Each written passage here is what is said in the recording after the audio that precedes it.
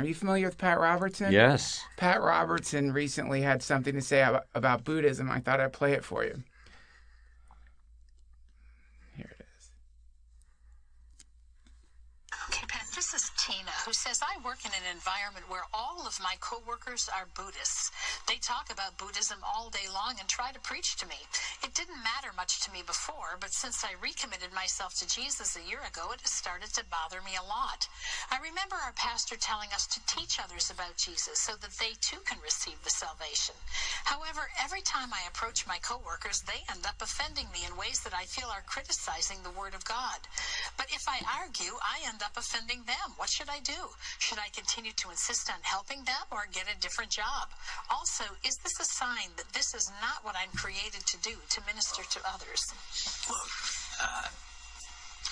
if you are healthy and there's a mild contagion around you, the chances are you won't get it.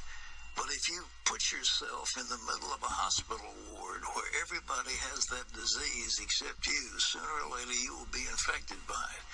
Now, there's one thing for you to be ministering to somebody who's of a different persuasion, but if you're in the middle of hundreds and hundreds of people who believe that way, you've got an uphill fight. And I think your best thing at that point is to withdraw with dignity. Get out of that environment because they're going to get to you before you get to them. All right. Pat Robertson is comparing Buddhism to being in a hospital ward with infected people. What do you have to say about that? I accept, Pat. We are infected with joy. We're infected with well-being. We're infected with the disease of Dharma, which means the truth, seeing the way things are. And not only that, we're proud of it. Yeah.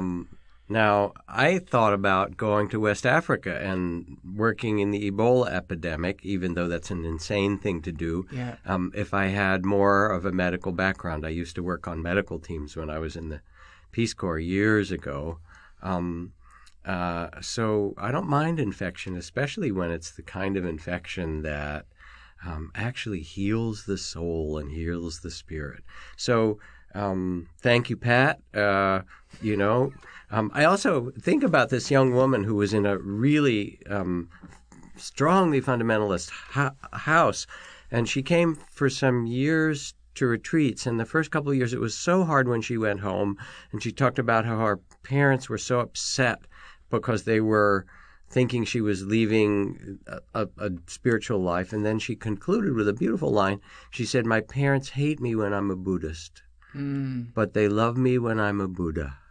Oh, wow. And so, Pat, we'll be Buddhists for you. And, I wish you well.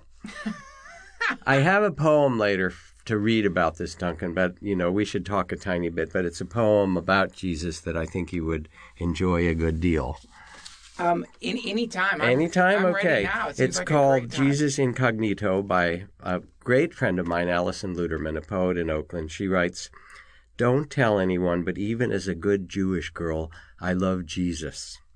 I love his dark Semitic eyes and how his friends are all the poor and the prostitutes and how he will even go to hell for love.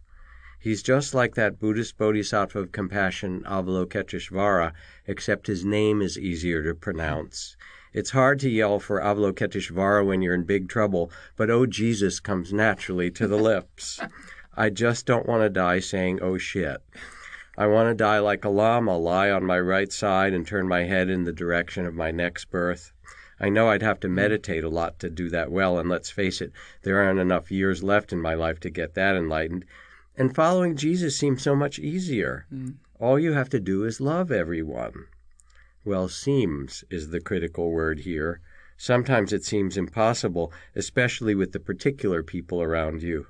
But then if you really look, you realize, what else is there to do? What else is there to do? So, Pat Robertson, inspiration for Jesus. May we all be inspired in the right way.